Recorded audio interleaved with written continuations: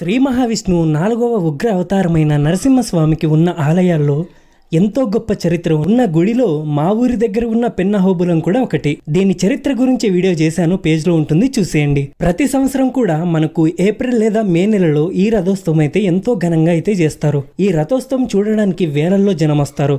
ఈసారి మరింత ప్రత్యేకత ఏంటంటే నరసింహస్వామి విగ్రహానికి కొత్తగా పెయింటింగ్ వేశారు.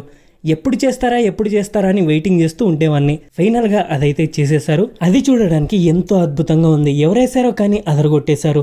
చూడటానికి 2 కళ్ళు కూడా సరిపోవు, అంత అందంగా ఉంటుంది. ఆ సీన్ మొత్తం రీక్రియేట్ చేసినట్టు ఉంటుంది. ప్రహ్లాదుడు ప్రార్థించడం, హిరణ్యకశిపుడు గదతో స్తంభం పగలగొట్టడం, అందులోంచి నరసింహస్వామి ఉగ్ర రూపంలో ఆ స్తంభాన్ని చీల్చుకుని రావటం ఉంటుంది. మన కళ్ళ ముందే జరుగుతుందా అన్నట్టుగా ఉంటుంది. అది మొత్తం మార్చేశారు. కింద గడ్డి కూడా పెట్టారు. అంతా నీట్ గా చేశారు.